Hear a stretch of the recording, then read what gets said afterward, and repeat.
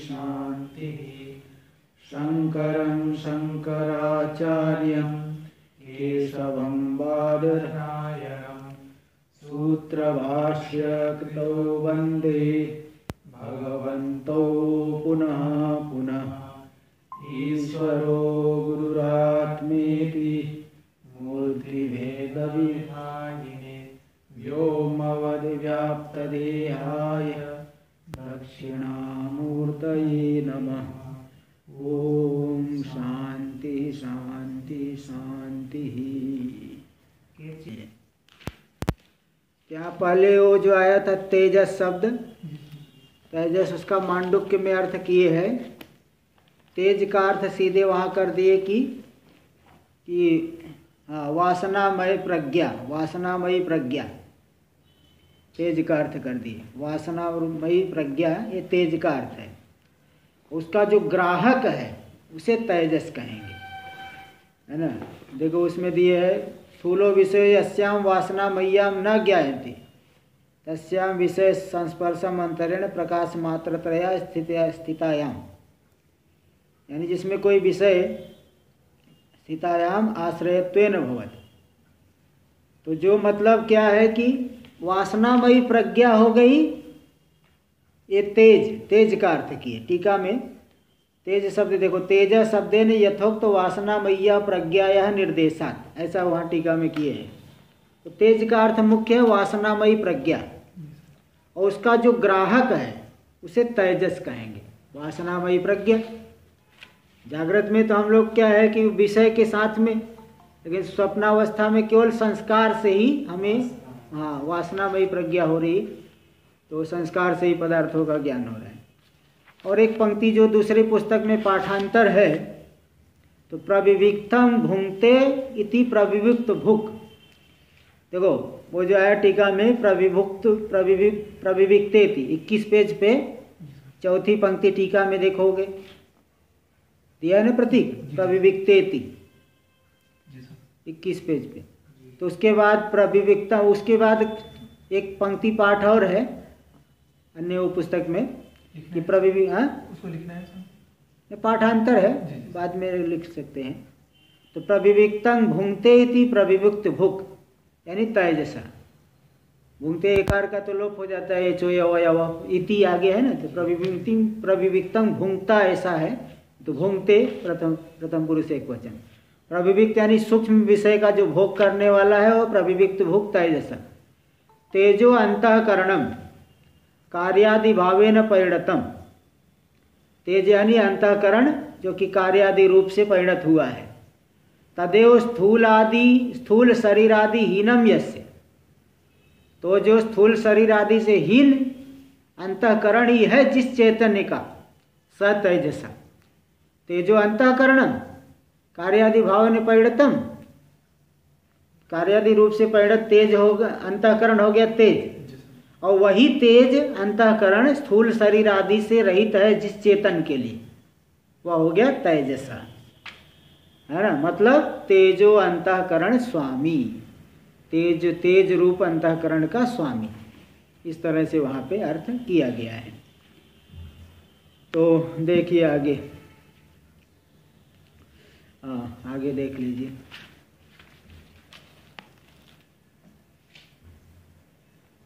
ये चलेगा, चल रहा है कि कहाँ से चलेगा कि अथेदानीम स्थूल शरीरोत्पत्ति निरूपयितुम उपक्रमति। अब स्थूल शरीर की उत्पत्ति का निरूपण करने के लिए आरंभ करते हैं। स्थूलेति मूल में स्थूल भूतानि तो पंचीकृतानि। स्थूल भूत कौन है? जो पंचीकृत है वही स्थूल भूत है। और पंचीकरण क्या है? पंचीकरणम तो आकाश आदि पंचसु एक एकम द्विधा समम विभज्य। आकाश आदि जो पांच है, इनमें इन पांचों को एक एक का दो दो भाग करके, समान रूप से दो दो भाग करके, समान रूप से जो है ना आकाश आदि का सभी पांचों का दो दो टुकड़ा कर दिए। और समम विभज्य तो कितना हो जाए, कितने टुकड़े हो जाएंगे? 10। 5 का दो दो किए तो 10 हो गए। तो तेसु 10सु भागेसु, 10 भागों में प्राथमिकान 5 भागान, पहला एक एक भाग जो आधा वाला है ना, उसको भी क्या करना, प्रत्येकम चतुर्धा समम विभज्य, प्रत्येक जो आधे आधे टुकड़े को चार कर दिए, 5 के आधे आधे वाले हिस्से को 4 एक एक को 4 टुकड़ा की, प्रत्येकम चतुर्धा समम विभज्य। तो तेसाम चतुर्णाम भागानाम, तो जो 4 भाग है, जैसे आकाश का आधा वाला अलग है, आधे में 4 टुकड़ा है, उसको अन्य के 4 भागों 4 आधे में जोड़ देना। अन्य 4 का आधा अलग बना हुआ है, आधे में 5 किए हो, 4 किए हो, अन्य का जो आधा बचा हुआ है ना, उसमें आकाश आदि के 4 भागों को 4 टुकड़ों को जोड़ देना। वायु का भी आधा अलग है और आधे में 4 है, तो जो 4 टुकड़ा किए वायु से अतिरिक्त बाकी 4 के आधे में जोड़ देना। तो ऐसे ऐसे करके दोबारा फिर एक पे आ गए, लेकिन एक में आधा अपना है और आधा चारों का। चतुर्णाम भागानाम स्व द्वितीयार्ध भाग परित्यागेन भागांतरे से संयोजनम, अन्य भाग में जो है जोड़ देना। जैसे इसमें उदाहरण की देते समझाने के लिए कि 4 मित्र थे, कोई 5 मित्र है, एकादशी का त्यौहार रखे हुए है, फलाहार बनाए नहीं है, तो एक एक फल लेके आए, कोई अंगूर, केला, सेब, आम और अनार ऐसे ले आए। अब भाई अकेले अकेले थोड़ी खाएंगे, स्वादु एको न भुंजीत, स्वादु वस्तु अकेले नहीं खानी चाहिए, किसी को साथ में ही दे के खाना चाहिए। तो इसलिए क्या कि एक आधा अपने पास, जैसे जो केले वाले है, आधा अपने पास और आधे में 4 हिस्सा करके चारों को दे दिया। दूसरा वाला जो सेब लाया है वो भी आधा अपने पास, आधे में 4 हिस्सा करके सामने वालों को दे दिया। अनार वाला भी ऐसे किया, अंगूर वाला भी ऐसे किया, आम वाला भी ऐसे किया। तभी सभी के पास 5 फल आ गए। पहले एक ही फल था, अभी 5 हो गए। 5 में से आधा अपना वाला है और आधे में चारों का है। इस तरह से पंचीकरण हो गया ना, ऐसे ही यहाँ पे पंचीकरण। तो तेसाम चतुर्णाम भागानाम स्व द्वितीयार्ध भाग परित्यागेन, उन चारों भागों को अपने अपने द्वितीयार्ध भाग को छोड़ करके दूसरे के द्वितीयार्ध भाग में जोड़ देना, संयोजनम। इसी बात को तदुक्तम, इसी बात को पंचदशी में भी श्लोक आया है, प्रथम प्रकरण का 27वां श्लोक है। द्विधा विधाय चैकैकम चतुर्धा प्रथमम पुनः स्वश्वेतर द्वितीयांशर योजनात् पंचते, एक एक को 2 टुकड़ा करके, और उसमें से जो प्रथम हिस्सा है 50 आधा, उसमें चतुर्धा प्रथमम पुनः, उसको भी 4 टुकड़ा करके स्वश्वेतर द्वितीयांश, स्व से इतर जो द्वितीयांश है दूसरे का आधा है, उसमें जोड़ देना। तो योजनात् पंचते, योजन कर देने से 5 हो गए, सभी में 5 भूत हो गए। यही हो गया पंचीकरण। तो टीका में देख लीजिए, अब यहाँ तक टीका में। हाँ, तू शब्द पूर्वस्मात् वैषम्यम द्योतयति पंचीकृतानि। तू शब्द तो पूर्व से विलक्षणता दिखा रहा है। पूर्व में तो अकेले स्थूल भूत जो है, सूक्ष्म भूत पंचीकृत नहीं थे, और ये पंचीकृत हो गए हैं, इसलिए तू शब्द से विलक्षणता दिखा। अपंचीकृत सूक्ष्म भूतापेक्षया स्थूल भूतानि पंचीकृतानि इत्यर्थः।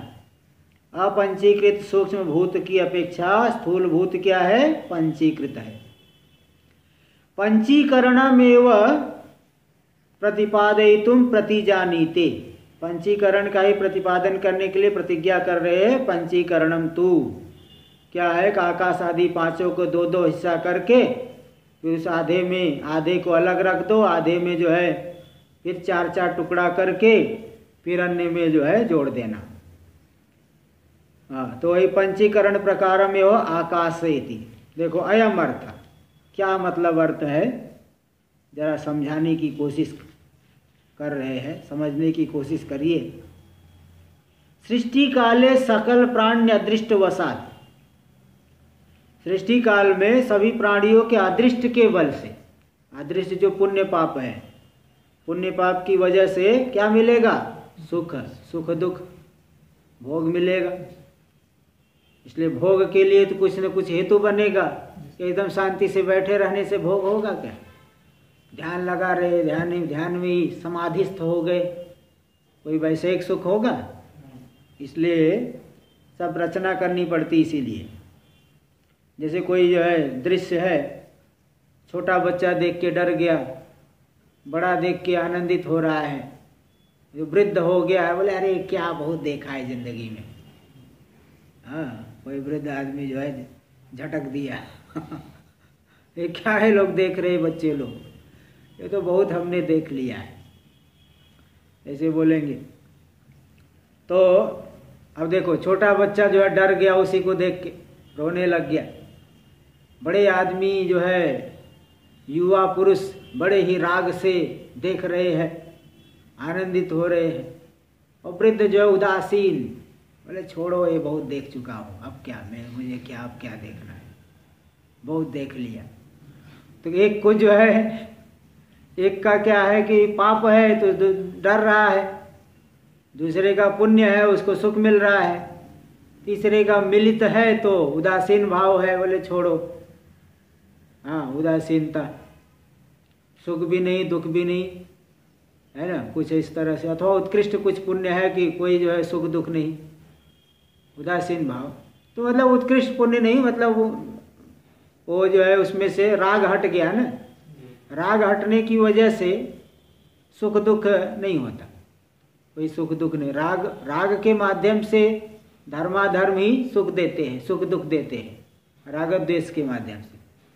तो यहाँ पे ऐसे ही तो संपूर्ण प्राणियों के अदृष्ट के बल से, अदृष्ट की वजह से, ईश्वर की प्रेरणा से, ईश्वर प्रेरणया आकाश वायु तेजो बन्नानी, आकाश वायु तेज अप और अन्न, तेजो बन्नानी, इसका अलग अलग तेजो इसके बाद आप और अन्न यानी पृथ्वी। ये पांचों के पांचों किससे उत्पन्न होंगे? अविद्या सहाय भूतात परमात्मनः सकाशात अनुक्रम जातानि। अविद्या जिसका सहकारी है, अविद्या से विशिष्ट जो परमात्मा है, माया से विशिष्ट परमात्मा से ही ये पांचों के भूत पृथ्वी जल तेज वायु आकाश अनुक्रम जातानि, क्रम से लेना, पहले आकाश फिर वायु फिर तेज फिर जल फिर पृथ्वी, अनुक्रम से उत्पन्न हुए। तानि अपंचीकृतानि, वे पांचों के पांचों भूत कैसे है? अपंचीकृत है, पंचीकृत नहीं है, पंचात्मक नहीं हुए है, इसलिए बड़े ही सूक्ष्म है। सूक्ष्म होने से व्यवहारा समर्थानि, व्यवहार के लिए योग्य नहीं है। भाई स्थूल विषय हो तो उसका व्यवहार होगा, विषयों में स्थूलता नहीं है तो व्यवहार नहीं हो पाएगा, उसको जान नहीं पाओगे, हाँ, उसको ग्रहण नहीं करोगे। व्यवहार के लिए समर्थ नहीं है सूक्ष्म भूत, इसलिए पंचीकरण करना पड़ता है। अगर सूक्ष्म भूत से ही व्यवहार हो जाए तो स्थूल की आवश्यकता नहीं है। व्यवहारा समर्थानि इति कृत्वा तदीय।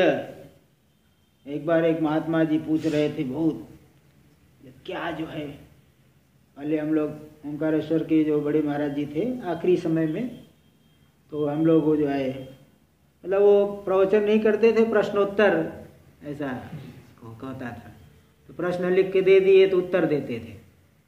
तो एक महात्मा जी जो है प्रश्न का उत्तर दिए, प्रश्न लिख के दिए कि महाराज जी जो है सुना हो कि बेल का वो पत्ता उसको पीस करके पीने से क्षुधा हट जाती है, क्षुधा मतलब भोजन करने की जरूरत, उसको खाना पीस के पीने से। उन्होंने बताया पूरी प्रक्रिया, हाँ ऐसा होता है तो है, लेकिन ये ऊपर से कहना तो बड़ा आसान है, पत्ते को पीस करके पियो पी के रहना, ये कोई इतना आसान खेल भी नहीं है कि भले प्रश्न पूछ करके तुम्हें बड़ा खुश हो रहे हैं लेकिन उस तरह से रहना भी तो सरल भी तो नहीं है। तो इसलिए यहाँ पे अब व्यवहार इतने जो है सूक्ष्म है, पांचों भूत को व्यवहार के योग्य है ही नहीं, व्यवहार नहीं होगा, व्यवहार नहीं कर सकते, उसका भोग नहीं कर सकते हो तो कैसे व्यक्ति जीवित रहेगा, कैसे जो है वो जीवन चलेगा। इसलिए व्यवहारा समर्थानी है, पांचों के पांचों भूत व्यवहार के योग्य नहीं है। इति कृत्वा, ऐसा मान करके, तदी स्थौल्यापेक्षायाम, उन पांचों भूतों में स्थूलता की अपेक्षा होने पर, स्थूलता आए तो व्यवहार हो, इसलिए इसकी स्थूलता की अपेक्षा होने पर व्यवहार्त्री प्राणी जात धर्मा धर्मापेक्षया, व्यवहार करने वाले हैं कौन? प्राणी समुदाय, ईश्वर को तो व्यवहार नहीं है।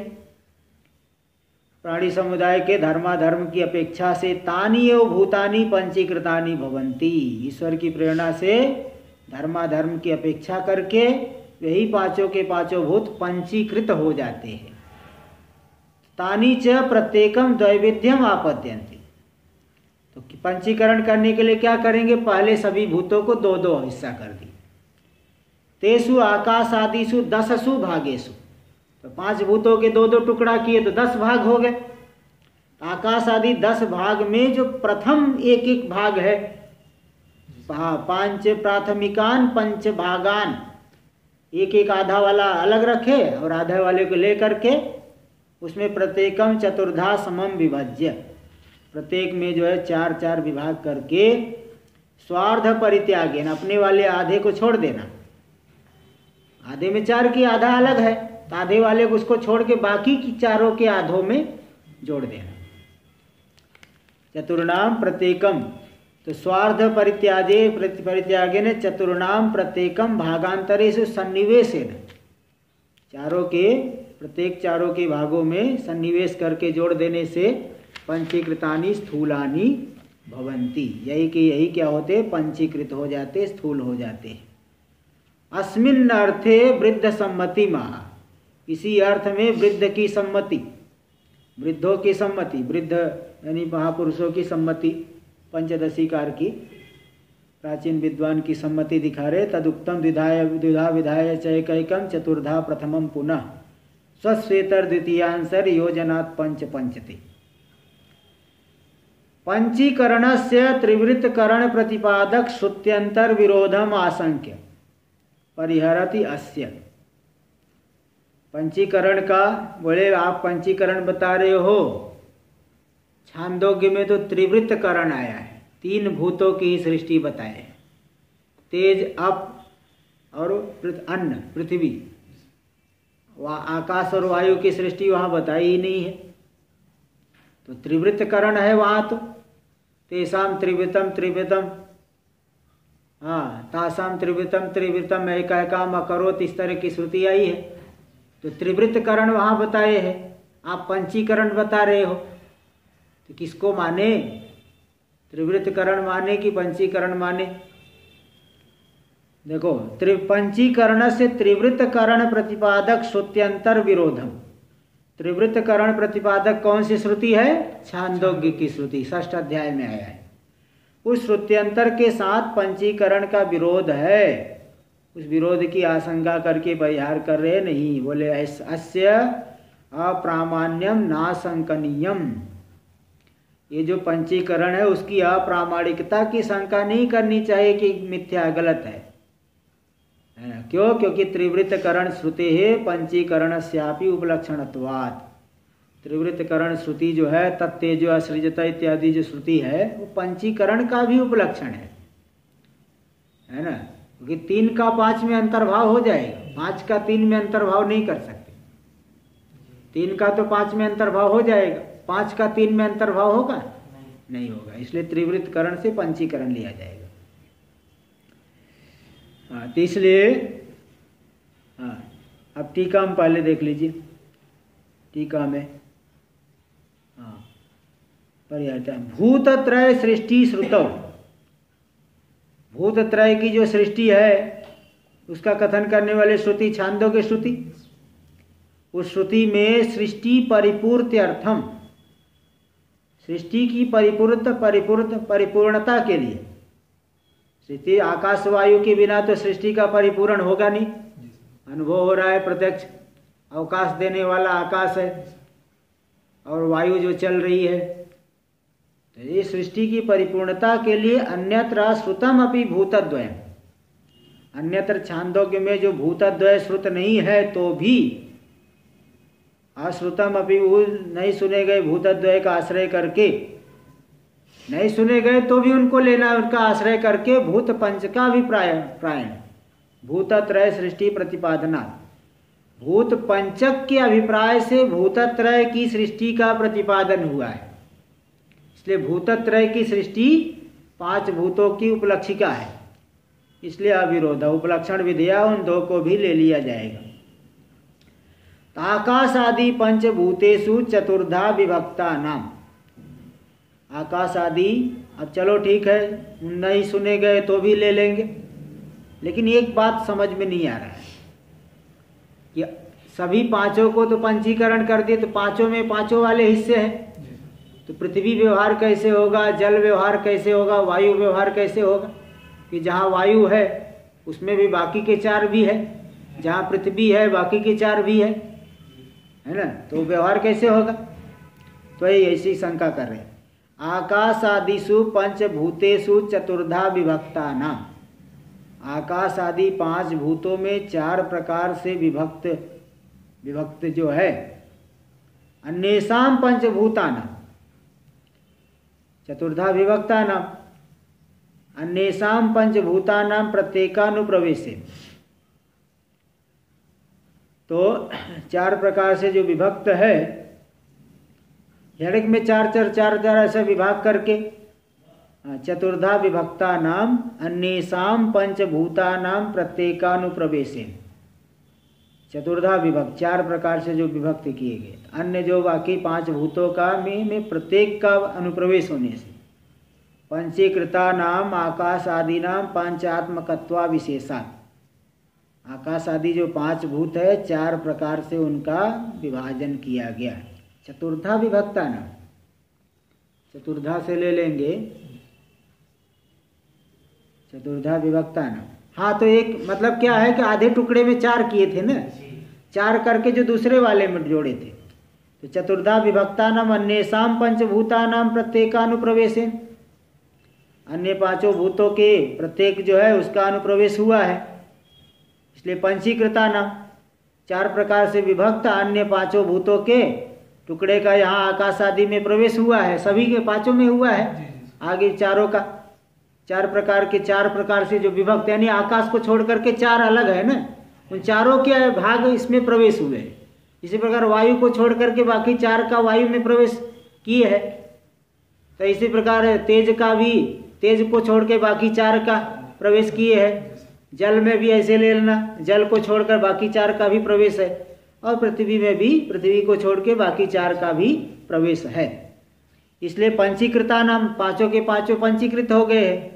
आकाश आदि नाम पंचात्मकत्वा विशेषात्, आकाश आदि 5 के 5 ही पंचात्मक हो गए, 5 ही भूतों में 5 के अंश है, इसलिए आकाश आदि व्यपदेशो न स्यात्, आकाश आदि शब्द का प्रयोग नहीं होना चाहिए, क्योंकि आकाश में आधा ही अपना, आधा दूसरे का है, तो आकाश ऐसा नाम कैसे पड़ेगा।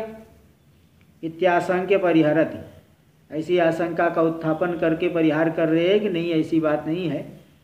मूल में देखिए, पंचानाम पंचात्मकत्वे समानेपि, 5 के 5 भूत पंचात्मक है, उनमें पंचात्मकत्व समान है, तो भी तेषु च वैशेष्यात् तद्वादस्तद्वाद इति न्यायेन, ब्रह्मसूत्र में 2-4-22 नंबर का सूत्र है।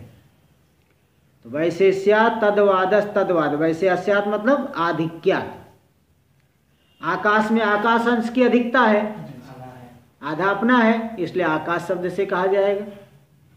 आधिक्यात् तद्वादस्तद्वाद, तद्वाद 2 बार तो पाद अध्याय की पूर्ति के लिए है, द्वितीय अध्याय का अंतिम सूत्र है ना, इसलिए तद्वाद 2 बार ऐसे पुनरावृत्ति की गई।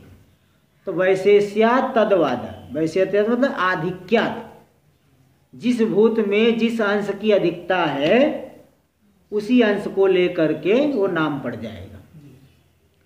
जैसे ब्राह्मणा नाम ग्राम, किसी ग्राम में ब्राह्मण है, ज्यादा है, तो कहेंगे ब्राह्मणों का गांव है। कहीं म्लेच्छ ज़्यादा है, म्लेच्छों का गांव है, ऐसे कहते हैं। क्षत्रिय ज़्यादा है, क्षत्रियों का गांव है, ऐसे कहते हैं। तो आधिक्य को लेकर के ऐसा नाम पड़ जाता है। इति न्याय न आकाश आदि व्यपदेश संभवती, इस न्याय से आकाश आदि व्यपदेश शब्द प्रयोग संज्ञा का प्रयोग संभव है। टीका में देख लीजिए। हाँ जी बोलिए। हाँ जी, जो पंचानाम पंचार्थकत्वे समाने, हाँ पांचों के पांचों पंचात्मक है ना। आकाश में भी बाकी के 4 भाग भी है ना पंचीकरण होने के बाद। आकाश में पृथ्वी का भी अंश है, तेज का भी अंश है, जल का भी अंश है, वायु का भी अंश है और अपना आधा है। ऐसे वायु में भी 5 अंश है, तेज में भी 5 अंश है, जल में भी 5 के अंश है और पृथ्वी में भी 5 के अंश है। तो 5 ही पंचात्मक है। इसलिए समान हो गए, 5 में पंचात्मक समान हो गया तो पृथ्वी ऐसा नाम क्यों पड़ेगा और जल नाम क्यों पड़ेगा? तो बोले नहीं, वो आधिक्य होने से, वैशेष्यात् आधिक्यात्, वैशेष्य का अर्थ है वो आधिक्यम, आधिक्य अपना अंश अधिक होने से वो पृथ्वी आदि नाम पड़ जाएगा। वैशेष्यात् तद्वादस् तद्वाद इति न्यायेन, ये ब्रह्मसूत्र की युक्ति है। इस युक्ति से आकाश आदि व्यपदेश संभवती, आकाश आदि व्यपदेश शब्द प्रयोग संभव है। टीका में देख लीजिए, टीका में इसी को दे रहे, आकाश आदीनां पंचानां पंचात्मकत्वे समाने भी, आकाश आदि 5 भूतों में पंचात्मकता समान होने पर भी तेषु पंचभूतेषु तद विशेषानुप्रवेशा, उन 5 भूतों में उनका विशेष अनुप्रवेश है। आकाश में आकाश का आधा हिस्सा है, वायु में वायु का आधा है, इसलिए विशेषा वैशेष्य आधिक्य का अनुप्रवेश है, उसका विशेष आकाश का हिस्सा है। इसलिए नाम भीर व्यवहार, आकाश आदि नामों से जहाँ जिसका अंश ज्यादा है उसी नाम से व्यवहार होता है। संभवत इत्यर्थ। आगे देखिए मूल में, तदानीम आकाशे शब्दो अभिव्यज्यते, आकाश में उस काल में जब पंचीकरण हो गया तो उस काल में आकाश में शब्द की अभिव्यक्ति होती है। वायु में 2, आकाश में क्या शब्द है? प्रतिध्वनि। जोर से पर्वत के सामने जोर से चिल्लाओ वापस आवाज आएगी, गुफा में चिल्लाओ गुफा में वापस आवाज आएगी। आप बोलोगे तू कहाँ है, वो भी उधर से आएगा तू कहाँ है, यही आएगा। तुम कुत्रा, वो भी कहेगा संस्कृत में, चाहे इंग्लिश में बोलो तो इंग्लिश में वापस आएगा।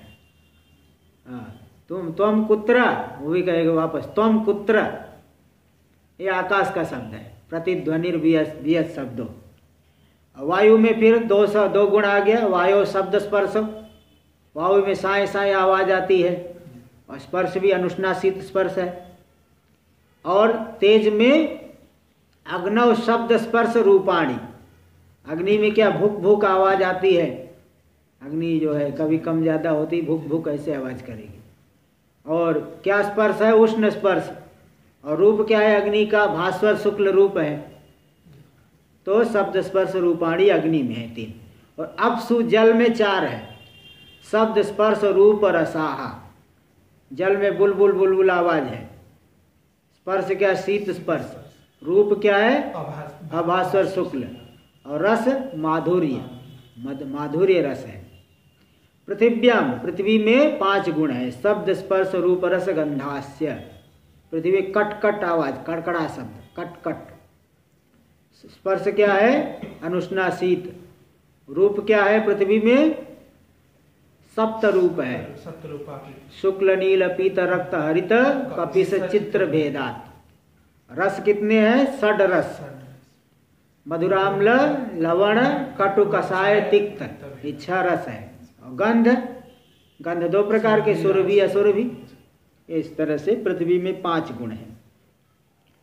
टीका में देख लीजिए, तदानीमिति यदा पंचीकृतानि आकाशादीनि, जब आकाश आदि 5 भूत पंचीकृत हो जाते हैं, तदानीम स्थूलत्वेन, तब स्थूल हो गए कि नहीं? इसलिए स्व स्व कार्योत्पादन समर्थत्वात्, अपने अपने कार्य के उत्पादन में समर्थ हो जाते हैं। इसलिए आकाशे अव्यक्त रूपेण स्थिता शब्दों अभिव्यज्यते। आकाश में अव्यक्त रूप से स्थित जो शब्द है अभिव्यक्त हो जाता है, व्यक्तो भवति इत्यर्थ। ऐसे वायु में अब कारण से कार्य में एक गुण आ जाता है और एक गुण अपना स्पर्श है। अब वहाँ से 2 गुण आया तेज में और तेज का अपना रूप, फिर वहाँ से 3 गुण आ गया जल में, उसका अपना रस, वहाँ से 4 गुण आ गया पृथ्वी में, उसका अपना गंध। इस तरह से रूप गंध, जैसे जैसे मतलब गुण बढ़ते जाते हैं वैसे वैसे स्थूलता भी बढ़ती है। किसी में ज़्यादा गुण है तो ज़्यादा स्थूलता है, गुण कम करते चलो तो निर्गुण में पहुंच जाओगे, जहाँ कोई गुण ही नहीं है, एकदम सबसे ज़्यादा सूक्ष्म। इस तरह से आगे देखिए, अब ये जो है पंचीकरण तो कर दिए। अभी परमात्मा जो है थोड़ा सा अभी बोले आप ठीक हो गया, अब चलो थोड़ा सा बना देते इनका। पंचीकरण हो तो हो गया, अभी जगत भी बनाना पड़ेगा ना। लोक, लोकपाल, नाना प्रकार के शरीर, अन्न, अन्न है ना। वैसे एक खेती दिखाई पड़े दूर दूर तक और एक पे एक भी न हो, हाँ, तो कुछ होगा ही नहीं, तो कुछ लाभ नहीं है। तो केवल वो तो देख के ही केवल संतोष है बस। इसलिए अन्न आदि भी होना पड़ेगा तभी भोग करेंगे। इसलिए यहाँ पे उसकी सृष्टि करने के लिए अब देखिए टीका में, उक्तेभ्य भूतेभ्यस, जो कहे गए 5 भूत है उनसे 14 भुवनोत्पत्ति प्रकारम दर्शेती। 14 भुवन जो प्रसिद्ध है, अब यहाँ भी दिखा रहे, 14 भुवनों की उत्पत्ति के प्रकार को दिखाते। एतेभ्य, देखिए स्थूल प्रपंच की उत्पत्ति दिखाएंगे। एतेभ्य मूल में, एतेभ्य पंचीकृतेभ्यो भूतेभ्यो, इन पंचीकृत भूतों से पहले क्या बनेगा? भूर्भुव स्वर मह महर जनस तप सत्यम। भू यानी पृथ्वी, भुव यानी अंतरिक्ष, स्वर्लोक यानी स्वर्ग, मह ब्रह्मा जी का लोक में 4 में, महर जन तप सत्यम ये ब्रह्मलोक में आ जाते हैं। स्वर्ग लोक के ऊपर महरलोक, महरलोक के ऊपर जनलोक, जनलोक के ऊपर तपोलोक और तपोलोक के ऊपर सत्यलोक, ये 5 लोक हो गए। इत्येतत् नाम का नाम ऊपरी ऊपरी विद्यमाना नाम, इस नाम वाले ऊपर ऊपर, पृथ्वी के ऊपर अंतरिक्ष, अंतरिक्ष के ऊपर स्वर्ग, ऐसे ऊपर ऊपर जो विद्यमान है। और नीचे नीचे भी 7 ले लीजिए, अतल वितल सुलत सुतल रसातल तलातल महातल पाताल। नाम का नाम अधो अधो विद्यमाना नाम, नीचे नीचे, पृथ्वी के नीचे अतल, उसके वितल नीचे वितल, फिर सुतल, फिर रसातल, फिर तलातल, फिर महातल, फिर पाताल। पाताल अंतिम में पड़ेगा सबसे नीचे। तो ये अधो अधो विद्यमाना नाम लोका नाम, नीचे नीचे विद्यमान। तो एक नीचे नीचे के साथ और ऊपर के साथ कितने हो गए? 14, 14 भुवन हो गए लोका नाम। पृथ्वी कौन से नंबर पे आई? पृथ्वी कितने नंबर पे? 8वें नंबर पे। 8वें नंबर पृथ्वी है ना। ऊपर वाले 7 में पृथ्वी प्रथम आई, तो नीचे के साथ उसके बाद पृथ्वी 8वें नंबर पे आ गई। ये हो गए। अब इतने लोक हो गए, अब लोक में शरीर भी बनाना पड़ेगा, बिना शरीर के भोग होगा नहीं। तो लोका नाम ब्रह्मांडस्य तदंतर चतुर्विध स्थूल शरीराणाम, फिर ब्रह्मांड की और ब्रह्मांड के अंतर्वर्ती जितने 4 प्रकार के स्थूल शरीर, स्थूल शरीर के तद उचित अन्नपान आदि नाम, और उन शरीरों के उचित, मनुष्य का भोजन अलग है, कुत्ते का भोजन अलग है, कीड़े का भोजन अलग है, गाय भैंस इत्यादि का भोजन अलग है। कोई घास खा रहा है, कोई कुछ खा रहा है, कोई जो है फेंक दिए वही खा रहा है, कीड़े जो है फेंक दिए उसी को खा रहे। कुछ न कुछ जो है हर जगह कुछ न कुछ मिल जाता है। अब आप सोचोगे मछली क्या खाती होगी? हाँ, पानी में है, उसको भी कुछ न कुछ मिल जाता है, कुछ न कुछ छोटे कीट पतंग कुछ खाती रहती। यहाँ तक कि महात्मा लोग जो गंगा जी में जले जाते हैं, तो मछली खाएगी और क्या करेगी? मछली लोग वो इंतजार करती रहती, क्या बात है आजकल कोई मर नहीं रहा है। वो भी बहुत बेसब्री से इंतजार करती है, हे भगवान जल्दी कोई भेजो, नहीं तो खत्म हो रहा है स्टॉक। एक जो है ऐसे वो मनाती रहती मछली। चलो देखो आगे। ते मतलब पूरे 14 लोक बन गए, ब्रह्मांड और उसके अंतर्गत 4 प्रकार के शरीर, उसके उचित अन्नपान आदि, इन सब की उत्पत्ति होती है। टीका में देख लीजिए।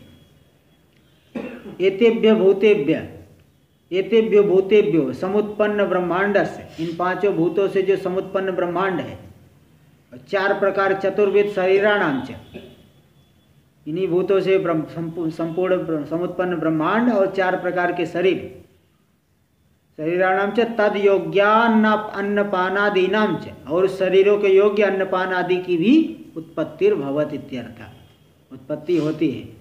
तो चतुर्विध शरीराणि उद्दिशति, 4 प्रकार के शरीर कौन कौन से है? उद्दिशति मतलब नामना निर्दिशति, नाम के द्वारा उसका निर्देश करना पड़ेगा कि 4 प्रकार के शरीर कौन कौन है। देखिए बता रहे हैं, चतुर्विध शरीराणि तो जरायुज अंडज उद्भिज स्वेदजाख्यानि। जरायु शरीर हो गया जो कि जरा नाम की झिल्ली से उत्पन्न होता है, जरायु नाम की झिल्ली से उत्पन्न होता है जरायुज, अथवा जरा आयु यस्मिन ते जरायुजा, यानी जिसमें वृद्धावस्था जिसमें आती है वो जरायु। मनुष्य का शरीर जरा आयु यस्मिन, जरा यानी वृद्धावस्था वाली आयु अवस्था जिसमें आती है तो वृद्धावस्था, ये जरायुज हो गए। और ये कौवे आदि है, उनकी वृद्धावस्था नहीं मालूम पड़ती, मरते तो है, कौआ बूढ़ा हो गया ऐसा मालूम पड़ता है क्या? उतना स्पष्ट होता है तो होता है, लेकिन विशेष रूप से मनुष्य के शरीर में एकदम, अन्य शरीरों में पशु आदि जो गाय भैंस इत्यादि इनका भी तो इनका मालूम पड़ता है, एकदम स्पष्ट मालूम पड़ता है। इसलिए जरायु जैसा मुख्य है, जरायु नाम की झिल्ली से उत्पन्न होते, इसलिए जरायु झिल्ली लिपटी रहती ना वो। देखिए मूल में चतुर्विध शरीराणि तु जरायुज अंडज उद्भिज स्वेदजाख्यानि। जरायु जानी जरायुभ्यो जातानि, जरायु नाम की जो झिल्ली है उससे जो उत्पन्न होने वाले हैं मनुष्य पशु आदि नहीं, मनुष्य पशु आदि। अंडजानी अंडेभ्यो जातानि पक्षी पन्नग आदि, पक्षी पन्नग यानी सर्प, पन्नग पक्षी पन्नग आदि ये अंडज हो गए। और उद्भिज्जानी भूमि में उद्भिद्य जातानी कक्ष वृक्षादिनी, भूमि को उद्भेदन करके फाड़ करके जो पैदा होते हैं कौन? कक्ष यानी तृण घास, और वृक्षादि ये सब जो है उद्भिज है। स्वेदजानी स्वेदेभ्यो जातानी, स्वेद से पसीने से, जल से, गर्मी के समय भी बहुत जो है गर्मी पड़ेगी तो खूब पैदा हो जाते हैं, थोड़ा मौसम बदलने से उस समय थोड़ा बहुत हो जाते हैं। तो स्वेदेभ्यो जातानी यूका मशकादि ये सब जो है कौन है उसमें, किस में आएंगे? स्वेदज में। टीका में देख लीजिए, तानी च यथोद्देशम विवृणोति, यथोद्देश जिस प्रकार से नाम निर्देश हुआ है उसी क्रम से इन चारों का विवरण भी कर दिए, जरायुज क्या है, अंडज क्या है, उद्भिज और स्वेदज क्या है। टीका में पूर्ववद अत्रापि समष्टि व्यष्टि भेदम दर्शयति, पूर्व में जैसे समष्टि और व्यष्टि भेद दिखाए थे यहाँ पे भी समष्टि और व्यष्टि भेद दिखा रहे हैं। सबको मिला करके समष्टि कहेंगे, अलग अलग को व्यष्टि कहेंगे। मूल में अत्रापि चतुर्विध सकल स्थूल शरीरम एकानेक बुद्धि विषयतया वनवद जलाशयवद वा समष्टिर वृक्षवद जलवद वा व्यष्टिरपि भवति। ये जो 4 प्रकार के स्थूल शरीर है, एक बुद्धि के विषय होने से क्या कहा जाएगा? सभी शरीर समष्टि हो गया। और अनेक बुद्धि, आप कहोगे मेरा शरीर, हो कहेगा मेरा शरीर, अनेक लोगों की बुद्धि का विषय बन रहा है ना, तो अनेक बुद्धि का विषय होने से वो व्यष्टि हो रहा है। तो अनेक एकानेक बुद्धि विषयतया वनवत जलाशय वधवा, वन और जलाशय के दृष्टांत पहले दे ही चुके हैं, उसी के समान ही समष्टिर। और वृक्ष जलवधवा व्यष्टिर अपि भवत, अनेक बुद्धि के एक विषय अलग अलग कर लेना, एक बुद्धि विषयतया समष्टिर भवति और अनेक बुद्धि विषयतया व्यष्टिर अपि भवत। तो समष्टि के लिए दृष्टांत दे दिए वनवत जलाशयवत, व्यष्टि के लिए दृष्टांत दे दिए वृक्षवत जलवत। इस तरह से अलग अलग दृष्टांत भी हो गया। टीका में देख लीजिए, चतुर्विध शरीर जातम अपि शरीरम, 4 प्रकार के शरीर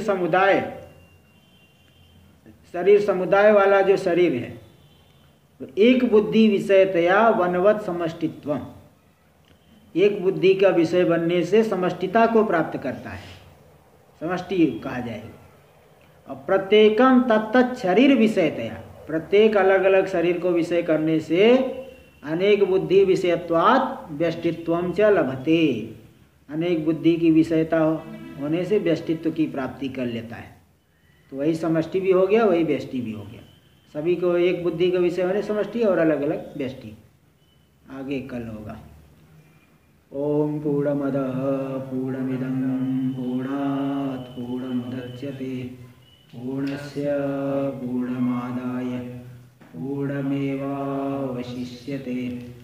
ओम शांति शांति शांति।